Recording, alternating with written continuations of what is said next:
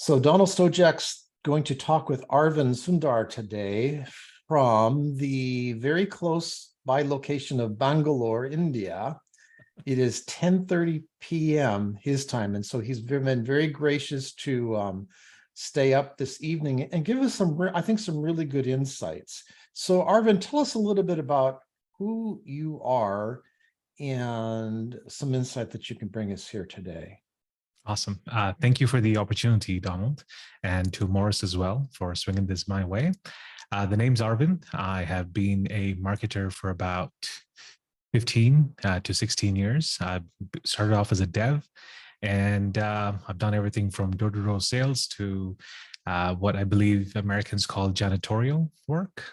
I've done that. It's a full Yeah. disclosure, but I've done that too. So Hey, you wanted the whole thing. So, yep. But more importantly, I've been playing video games and reading fantasy novels and stuff like that since the age of 7. So the past 30 years or so. And I had the good fortune of bringing in all these things that I've learned through stories, through games, my master's degree from the UK, and put it all together into a framework for marketing and growth that makes a lot of sense. So that's what I do. The quote that I Morris shared with me is that in a video game, when there's no enemies, you instinctively know you're going the wrong way. Precisely. Right. Precisely. And so it's the same in business, right? It's so when you're facing obstacles in business, that's a good sign. It's not a bad sign. Yes. And conversely, there is another theory that you have to pick your battles as well. So in some modern video games, what ends up happening is that unlike traditional video games where the enemies were kind of like tailored to how powerful you were, nowadays it doesn't work like that. Some place you might find tiny goblins which are very easy to defeat, or somewhere else you might find this massive fire-breathing dragon which could be completely out of your league, right? So you got to pick and choose your battles as well. But that said, we can often pick up on many clues that we go along the way. No? So what insight can we draw from that? Like, as we're going through the day, we all have that entrepreneur hat. We're coaches, right. We're consultants, we're business owners. But at the end of the day, it's a battle out there. So, using some of those game analogies, how can we use that maybe to help us or give us some insight or some ways as we do go into battle to make sure we are picking the right battle and coming in with the right strength or the right tool in hand? How do we do that? I'm glad you asked. But before I launch into the explanation, I would like to give a little bit of a backstory. Stories are awesome, right? So Donald, yes, you're talking about a pickup truck, something that I've only ever seen in like Hollywood movies and music videos. But story time, right? 2006, I got in my first job. I was a developer for an IT company in India, and I lasted a good year and a half in that. That was the longest job I've ever held. I quit, and then I got into door-to-door sales. I got into marketing, copywriting, stuff like that. 5 years later, I go ahead and meet up with these friends with whom I had joined the same job, right? But I was newly married. I had a motorcycle, and I had about 40,000 rupees in my account. That's like about $500 US, right? I go meet my friends. One of them's buying a car. Another one's going to Venice on holiday. A third was building up their own house. And when I was comparing myself to what they were doing, I was like, okay, no, this is not okay. I need to catch up. So I did my best. I joined some programming classes. I went for some certification exams. I started getting up at like 5:30 in the morning, and it worked. It worked beautifully for about 10 days or so. And then it just came crashing down, right? So slowly getting up in the morning dropped off. I couldn't, stick to programming or whatever. And I really wish that I just stopped back at the lower level where I was before. Unfortunately, that didn't happen. What ended up happening was I just went through the floor, right? What I thought was rock bottom was not rock bottom. And I ended up going further and further, that I got into this like very vicious cycle of blaming myself and hating myself and stuff like that. So I went to the only place where I found solace, the only place where I was winning, the only place where I felt like I was in control, and that was video games, right? In this game, I was running around, killing monsters, leveling up, being all powerful. And that world was so appealing, so enticing for me that I decided to ignore the real world, right? So my uh, intense affection for video games got so bad that I started bunking work. I started avoiding family. I started avoiding all things that were necessary to classify me as a human being, right? So I would be like spending 18, 20 hours a day just playing video games. Then one night, this happened, right? So I was sitting in the living room and we have a refrigerator, right? Most of you people look like, you're very healthy, very health conscious, but there's this thing when you're trying to get snacks in the middle of the night. The first time you open the refrigerator door, what happens is the standard for an acceptable snack is very high. But as time goes on, as the night grows longer, you realize that that standard is extremely negotiable, right? And finally, I still remember it's about 2:30, 3 in the morning, and I'm eating this cold, dry, desiccated coconut, right? And it's like the last thing I could find in the back of the fridge that was still okay as a snack. And I was sitting there on the couch looking at the computer, and I was like, what am I doing? Right? Like here I am, my wife's in the other room. I have like I have to go into work tomorrow, but here like 3 in the morning, I'm eating this. Then I got super lucky and I had another epiphany. Wait a second. What if my life was like that video game I was playing? Right? What if my life was like this game where I could run around killing monsters? And that was the beginning of my entire journey. This started about a dozen years ago. And that journey led me to learn a lot about game design. It led me to learn about motivation, led me to learn about psychology, behavioral science, biases, a whole bunch of these things, right? And when all of these things finally clicked in about a year and a half ago, I was able to put all of these things together as a framework, right? And a philosophy as well. I call it the put the player first philosophy, and it has 3 fundamental tenets. Number 1, everything is an adventure. Whether you want to build a business, whether you want to lose weight, whether you want to put a 6-year-old to sleep or a 7-year-old in Carly's case, everything is an adventure. Number 2, you always have to put the player first. Any experience, right? Whether it is a business, whether it is, again, fitness, any of these things, we have to design this around the player. It has to be customized for the person who's going to be going through this experience. And number 3, you always focus on playing the infinite game, right? You don't play a game just to win. You win by wanting to play the game again and again and again. Now, using these 3 tenets, I've got this framework. I would love to share the screen, Donald. Would that be okay? Yeah, absolutely. Is it allowing you to, or do I need to? Yes, Okay, absolutely. go for it. Awesome. Let me see if I got Wow. that. Yeah.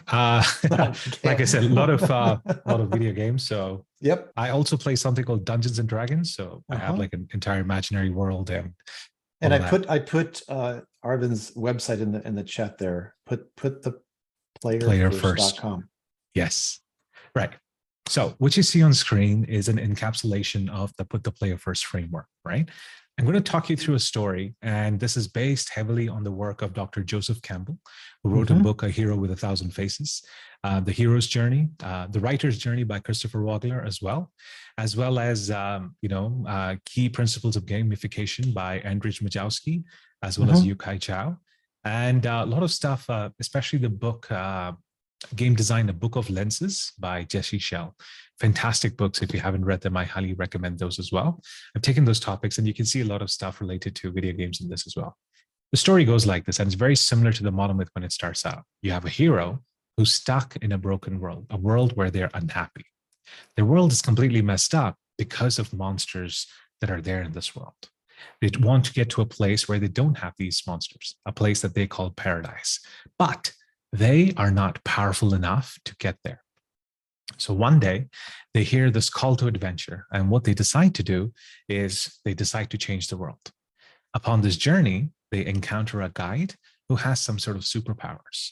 And what this guide does is gives the hero different weapons that they need to fight off different monsters and sends them off on a quest, or perhaps many quests. As the hero goes on these quests, they're able to defeat these monsters and they become more powerful. They get loot, some sort of external rewards, and they level up as well, changing internally. Eventually, when they're done with all of these quests, or as many quests as they're possible, they're able to defeat these monsters, leave their broken world behind, and reach their paradise. Now, you might see that there is a lot of similarity to movies such as Harry Potter, The Matrix, Kung Fu Panda, which is by far my favorite movie. Again, because they have the same structure. But in the context of business and marketing, this has been like a cheat code. Let me explain. The number one rule of business is nobody cares about you. At least that's the number one rule in my book. Okay. So you start, remember, put the player first, right? So in this story, the hero is the customer. The customer is the hero.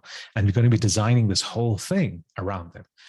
What this framework does is gives us a very powerful scaffolding that we can use to visualize our business. That's number one.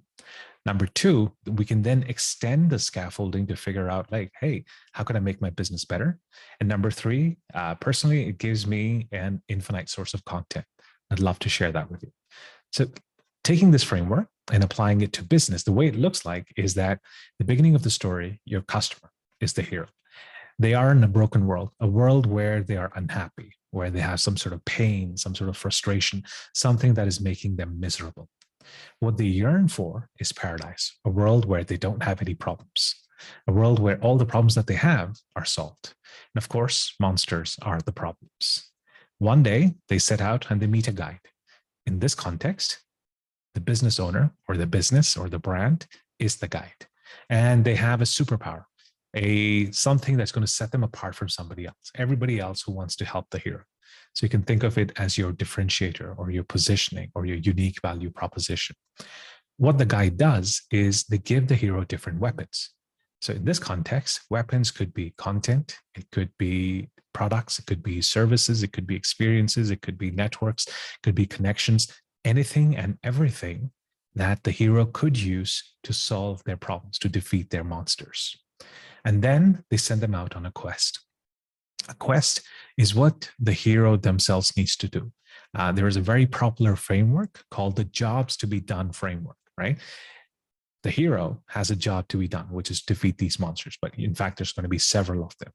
As the hero goes about doing these jobs, using the tools, using the weapons that the guide has given the hero, they're going to be getting more powerful, right? And that comes in two forms: external rewards and internal transformation. The loot is external rewards. This could be money, could be fame, could be fortune, could be connections, it could be new skills. Whereas level up is, you can think of it more of an intrinsic transformation, a new way of looking at the world, a new understanding that pops up. Now, putting all of this together, what happens is that when you start capturing the answers to these things, right? Like, who is the hero? Like, who is your customer? What is messed up in their world, right? What is pushing them away from where they are right now? What does, their ideal world look like? Once you answer all of these things, you're going to be getting a bunch of different, you know what? I'm not just going to talk. I would love to show that as well. So please just excuse me for a moment while I show you how that can look at as well, because okay. I hope it's sharing. Yep, it is. So what you see on screen is a canvas, which is very similar to the business model canvas, in case if you have seen that, or the lean canvas. You can plug in your answers to each of these things, right? So you could have the hero, you could have the guide, you plug in your answers. And in the beginning, what ends up happening is that you have your entire business from being like this smoke-like Dementor beast inside your head to actually being captured on paper. And this fits into a single sheet of paper. So that's step one. But the cool thing happens in step 2 and step 3. In step 2, you realize that almost every single answer you put up there is an assumption that you have, right? Because you are 99% of the time, you're not your customer. You have certain assumptions about what is important to your customer. You have certain assumptions about what is, the problems that they face, what are the kind of rewards they appreciate, every single thing that we just spoke about. So once you have this golden opportunity to go forth and validate. You can actually speak to potential customers over a cup of coffee or something. And you can say, hey, so, I was wondering, And what are the biggest challenges that you have when it comes to, in my case, right? When I'm talking to founders, what is the biggest challenge, you faced recently when you're trying to market your latest product? Then people would say something like, "Oh, I struggle to get traction, or I can't sell anything," and stuff like that. So I'm like, "Oh, okay, that was accurate, what I wrote down." Then I update this. So this becomes a living document. And once you've had like about 10, 15 conversations, what I found is you're pretty much going to be getting a very, very strong signal for or against what you've written down. So that was step number 2. And step number 3, what happens is every single entry that you have in this the canvas becomes a source of marketing content. And that's like almost infinite content. Once again, let's talk about a tech founder who's not able to do marketing. And one of the answers that I might have in the monsters section would be, they don't understand how SEO works. Okay, now let's just say that's a common complaint that many people have. So I would take this entry as a monster, and I multiply it by what I call explosive questions: who, what, when, where, why, and how. Right? I learned this in my 3rd grade English grammar class. There was a book called Wren and Martin, and I've it's been burned into my skull. So you multiply that. So who? Let's take what multiplied by I don't know how to do SEO. Right? So a prompt that could come out of this is, what do I need to do to start doing SEO? Or what is the fastest way to get SEO to work for me? Or what are the biggest pitfalls I need to be aware of when I'm doing SEO? Right? So I just got 3 of these. Now, the beauty of this thing is when you answer that prompt, you get 2 fundamental benefits. Number 1, because this entire canvas has been designed keeping your customer in mind, the problems that are there are relevant to the customer, right? They care about this stuff. So automatically the content that you're creating is going to be of interest to your customer, right? The second thing, and this is my favorite bit, you have a natural segue to plug in your product for sale as well. So in my case, I would say, like, I would write out an article about, here are the 5 things that you need to know about SEO, for example, right? Point 1, point 2, point 3, point 4, point 5. And then my segue would be, now, if you want to, let me rephrase this. This would be the 5 best ways to get started with SEO. But if you wanted a source for, infinite content, you should go ahead and check out the free course that I have at arvindsundar.com/course. So then I can use that to build up my email list and build up my engine, right? And this is it. Like, this is the heart. Like, this canvas is a result of about a decade, maybe 12 years of research into all of these things and how can I actually apply video game principles to make my life better. And right now I'm applying it to make other people's businesses and my own businesses better. But I do have a coaching thing that goes on. I use this for getting my daughter to brush her teeth and comb her hair and, gamify behavior, though I'm very afraid of the power that I wield. Someone's asked a question: what does level up mean? In this situation, when a hero is going ahead and completing quests, they undergo an internal transformation. And there's a very famous song, I think it's called The Death and Resurrection Show, right? I think that is, The Killing Joke, and then The Death and Resurrection, which one of them is the album, the other one's the song. But the idea there is every single interaction that we have, we experience a rebirth, right? This is going to sound very mystic, but we're not the same people every single moment of time. Like in the past 13 minutes, 14 minutes, or whatever I've been talking, you encountered something new, right? And you're not the same person you were 15 minutes ago. So there is a transformation that happens. That is doubly true when it comes to a customer interacting with whatever product or service that we have. Because more important than getting them these external results would be, hey, how has their thinking changed? How has their worldview changed? And that powers a lot of the buying that customers would do. Arvindh, could I unpack that a little bit here? Yeah, absolutely. Yes, please. When we're thinking about this too, like say you've got a list of potential clients, they're sitting there, and maybe you've talked to them, maybe you haven't, right? And sometimes we think, oh my gosh, that group of people, there's nobody in there that, is a potential client for me. You don't know that. Correct. Because just like Arvindh has told us, things change, right? Maybe a month ago they weren't, but maybe now they are. Maybe 6 months from now they will be. Okay. And the other aspect too of it is, you remember the games we played when we were kids where we pretended like the floor was lava, right? And it's that secret path to get over that. There is something that's going to get us over the lava. And I think so many times as we're looking out over the stratosphere there, we see everything as lava as business owners, right? Like we got no list. We don't know what our offer is. There's all kinds of stuff that just get crazy in the way. And what we have to realize that there is somebody someplace that can help us. There is new knowledge, there's a new mentor, there's something that is going to help us over that lava. Now, for your market out there, you're going to be that help, right? And you're going to help them. And with the monsters, they're with the marketplace, there's monsters that they know, right? And there's monsters that they imagine that are not even there, right? And there's monsters they'll encounter, and there's monsters they'll never encounter, right? And it's you've got to be the one to fashion that story and help them, through all of those encounters. I would like to extend what you said a little bit, Donald, in a couple of ways. Number one, when you were speaking about monsters, right?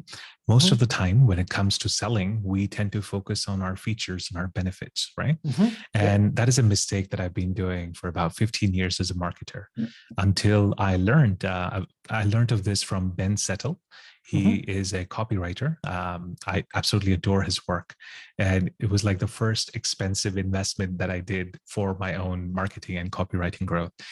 He says, and this is where I learned about what he was saying, which is, don't sell a better mousetrap, sell scarier mice, right? So in the same case, we want to make the monsters scarier than they are, not necessarily the weapons that we're trying to sell, because they don't care about our weapons. They care about the job that they need to get done. And therefore, so this is where it's crucial too. Like you said, you got to put the player first. Exactly. Because it's not your perception of those monsters, it's theirs. Exactly. Okay. And because we have different experiences, we've been through the battles, and for us, those monsters are nothing. We've done that, been there, done that. And so stop, put that on the shelf, okay, and see it with some fresh eyes. Just like, you like with your daughter. I mean, she's seen the world for a first time from her vantage point at age 6, that those are big, scary things, right? Whether it's a slide or riding a bike for the first time or meeting a new friend in the neighborhood that, that your clients an are adventure. going through that same stuff. Stop. Get out of your own way. Yes. And this has plenty of applications too, irrespective of the industry. You could do the same thing for a SaaS product. You could do the same thing for a coaching product. You can do the same thing for parenting. I mean, because at the heart of this is the concept of transformation. And that is what we are selling as business owners, right? We're selling a result. We're taking people to a place where they want to go, where their current selves are not going to get them there. So they need to change in some way. And that is what we're selling. I do want to. Sorry, I've been working a lot. I just want to make one side comment. Can I go down a rabbit hole a little bit? Is anybody listening to Arvind's voice? Eric, what are you noticing?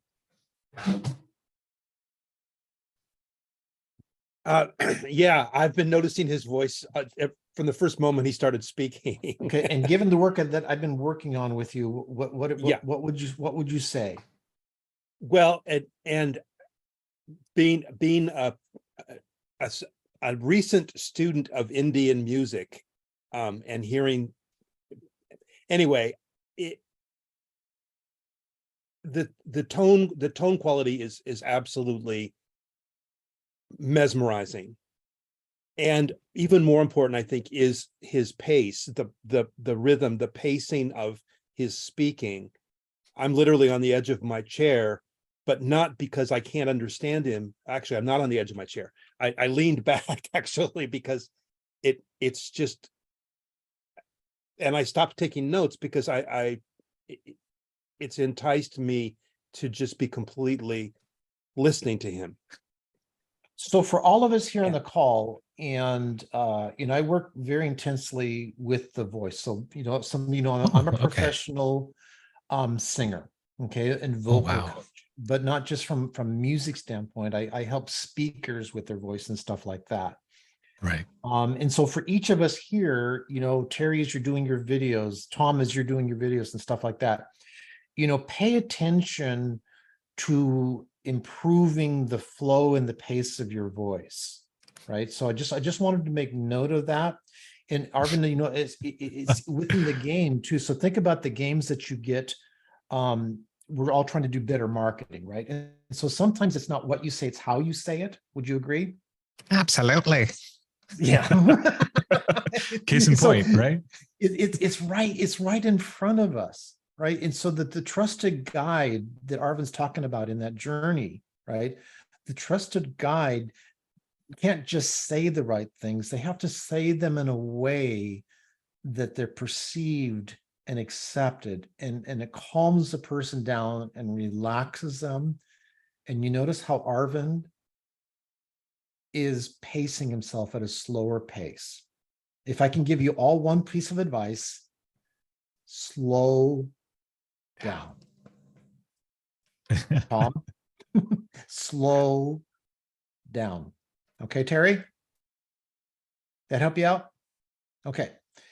And Arvindh, next week we're going to bring on an expert in client avatar, and I think this is just a perfect a setup for what Tyler's going to talk about next week, and that truly not making some assumptions. I think probably we as business owners with our marketing, we hit a brick wall sometime because we've made assumptions about the market, about our clients. True. And I love your game board there. And with your permission, I'll share that with the group. Oh, absolutely. That visual. I would love to send you the game plan as well as some supplementary material. That would benefit. Love it all. Yeah, absolutely. And that allows you to get beyond those assumptions, and out of your own way to find it. Right. Absolutely. And the more, I would say, the more that we know, it's actually counterintuitive, the harder it is. See, the more that you think you know about your industry or your potential client, the more that actually gets in your way. Curse of genius. Yes. Yes. And so would you say, Arvindh, that start that game board blank every time? Absolutely. Right. And I've found something in this vein, Donald, if I may share. And like you very accurately said, I have suffered from this hubris that I know best, and that has too many times I have shot myself in the foot. And what I decided was, after reading one essay by Paul Graham, Do Things That Don't Scale, I ended up saying that, okay, I'm going to pretend that I know nothing. I'm going to be Jon Snow for a while, and I'm going to go ahead and speak to as many customers as possible. Now, the problem was, how do I even get in touch with them, right? That was a ridiculously difficult thing. But luckily, yes, as Terry says, I tried to don the beginner's mindset. So what worked for me, and this is going to sound ridiculous, I have some 2,300 followers on Twitter, and the past 2 weeks, every single day, I recorded about 10 to 15 videos introducing myself and just sending it out unsolicited to people who are already following me as Twitter DMs. And in the past 2 weeks, I have managed to have about 40 odd conversations. I have managed to land one more additional coaching client, and there are a couple more sales of my digital products as well. And this was purely not with the intention of selling, but hey, I'm Arvindh. I'm based out of Bangalore, India. I love playing video games. I saw that you're following me. Is there anything I can do to help you with marketing or product validation? Right. It was a minute and 10 seconds video. So stop. I want to go back and rewind. Did everybody catch that? Everybody, is that something? Is Anthony, Elaine, DG, is that something that is beyond what you can do?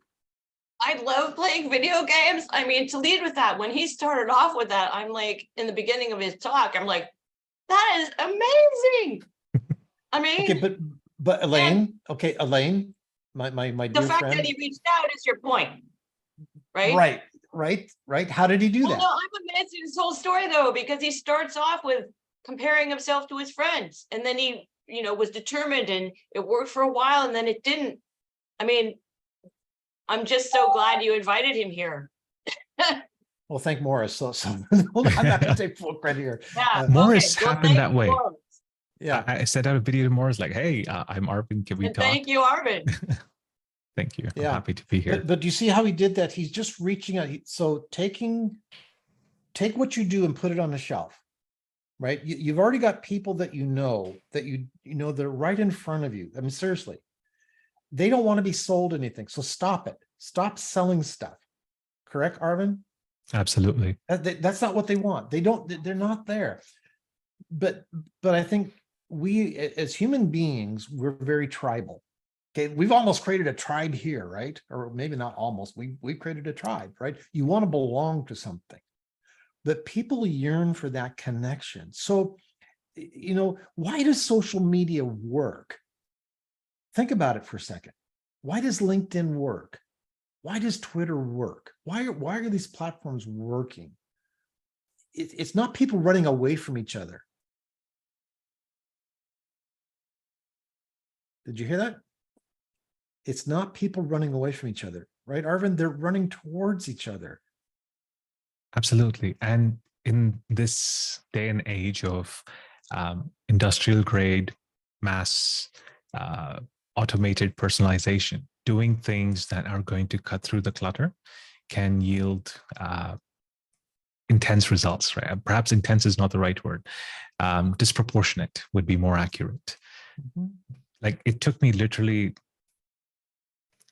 an hour a day. So it's about 10 hours. And I'm like, I should have probably done this much, much sooner. Mm-hmm. And yes, great feedback on the voice and the video as well. Wow, thank you. Oh, you're welcome. Well, I've been working with some of these people on that very thing recently. And so I just wanted to point out an example. When I hear it, I want to bring, because I've mentioned to them great people to listen to. Awesome. With their voice and like that. And so you're an example of those great voices. And I know you worked on it. It's no accident. See, it's this, you didn't wake up speaking that way. Oh God, no. Worked on it. And as I've told them, it's like when we started doing these video calls a few years ago, it was very awkward for me because I was used to a phone call or something like that. I had to work on it. I still am working on it. So it's worth working on. Absolutely. It truly is. Any questions for Arvindh? Comments? Carly, I know you're just chomping at the bit here. I want to know this secret superpower you have using the video games to get your kid to do what she's supposed to do. So I've instituted a very basic point system where every chore that she does, every good thing that she does gets her certain tokens. We have plastic tokens here. And then she can spend these tokens to earn special rewards like watching TV, playing games and stuff like that.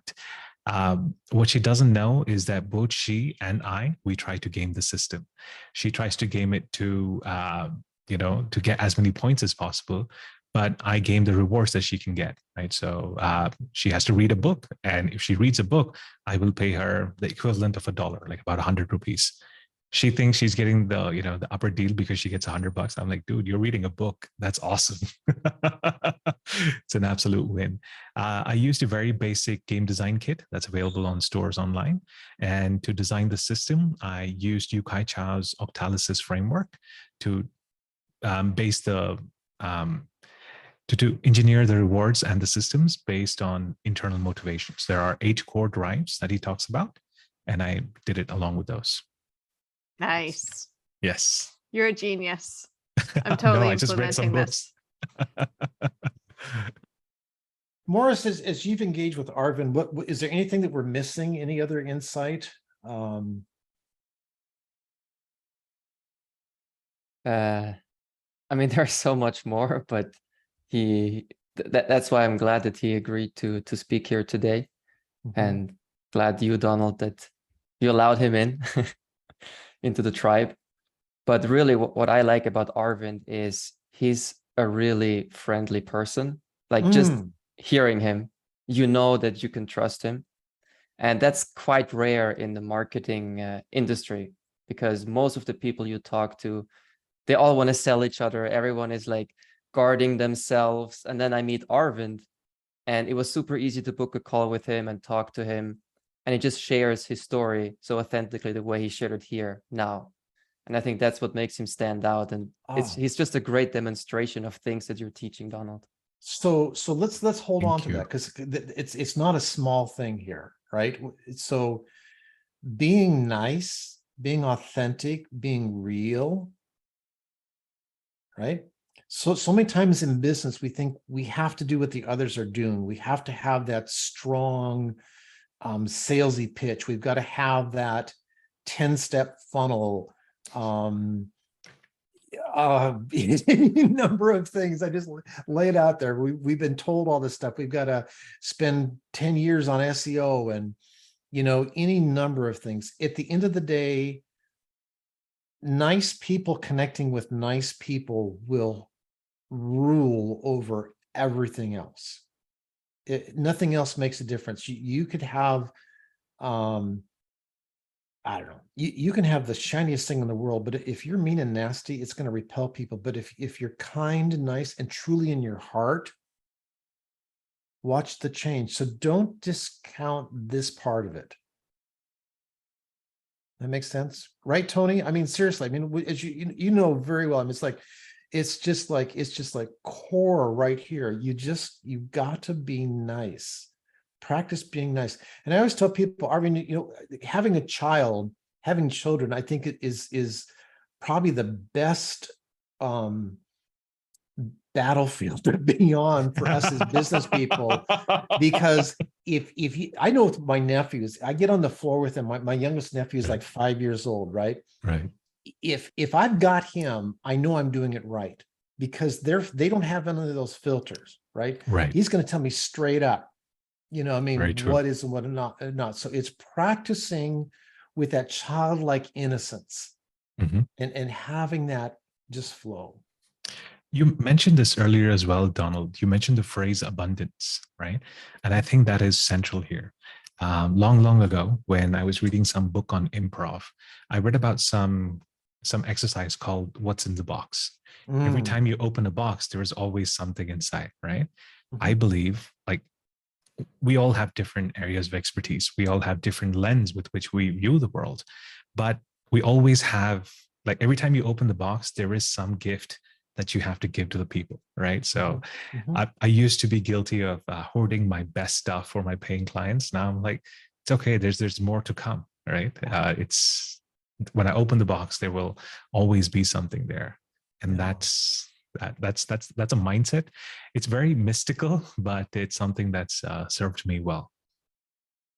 The other aspect of that, I think, you mentioned spending an hour a day, that consistency of reaching out, but also in each of us, if we spend an hour a day just consistently improving our skills, we're never going to run out of stuff. Okay. If you continually, consistently, not once in a while, now and then, if you're reading, if you're attending, if you're paying attention, if you're willing to humble yourself and learn again, right? It's there. Stop stressing. Oh, Richard, you're so politely raising your hand. I can't take it. Thank you. Hi, Arvindh. Yeah, you're absolutely fascinating. As you can see, I like to read also, and you're obviously a voracious reader. This is one of 3 bookshelves, so yes. I moved recently, and I had to get rid of 15 shelves of books and take them to, of all places, Goodwill. Oh my God, it was horrifying. Anyway. You talked about your gamer background, but what you haven't really talked about is your transition from that into general business genius. You must have piled on a lot of reading. You must have maybe 2 or 3 or 4 favorite books, or a couple of philosophies that help move you from gamer to to a business thinker? I wish that were true, but I think the best analogy here is like from the Avenger movies, right? Like how the Hulk says he's always angry.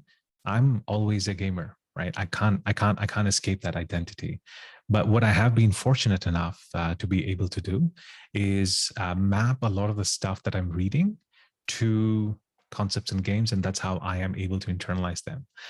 The books that have helped me the most are The Millionaire Fast Lane by MJ DeMarco, Breakthrough Advertising. I've not been able to procure the book myself because it's quite an expensive book. But what does happen is that you can find these summaries and all that online. Another thing that has helped is The Boron Letters by Gary Halbert, as well as the System Club Letters by Ken McCarthy. Yep. That's been quite useful as well. And of course, Ben Settle. Again, as you can see, they're all direct response specialists. Apart from that, in terms of philosophy or business, I think I don't have an answer there. I'm still figuring this out. But again, The Millionaire Fast Lane was perhaps the most influential in terms of shaping my thinking. And the author's name was? MJ DeMarco. MJ DeMarco. Yes. Fascinating. It's so interesting to me that you have this framework that you can hang everything off of. Mm-hmm. I mean, it's the classic. So speaks the architect in the group. So speaks the architect in the group. We have to have a framework to hang stuff off of. It's true. It's true. It's the scaffolding that makes the building, right? Yeah. So yes, this is indeed based on The Hero's Journey by Joseph Campbell. So A Hero with 1,000 Faces was helpful. The what was the other one? The Writer's Journey by Christopher Vogler helped me understand some of these concepts as well. And I have purchased The Story Animal or Story Worthy, I can't remember, but it's in my to be read soon pile. So I haven't gotten around to it yet. And what I'm going to tell you all, don't wait to read the books. Okay. And you notice Arvindh, he's not saying I waited to get it all figured out. Correct. Okay. I'm going to tell you the first time my first business client, I didn't know everything I needed to know. I know a lot more now. But I knew something, right? So don't overthink it. Don't absolutely overthink it. Great. Arvindh, I want to thank you so much for staying up, and joining us. It's been very insightful. I know there'll be a lot of connection going forward. We look forward to. I mean, I put you on the permanent invite list for this group. So feel free to stalk us and check us out. And we will very likely invite you back. I mean, we've had a lot of good conversations, and I know we'll have a lot more. I am truly grateful. Thank you very much for this opportunity, and a special shout out to Morris as well for making this happen. Right? Thank you, Morris. Thank you very much. I will see you all later. Good night and good evening.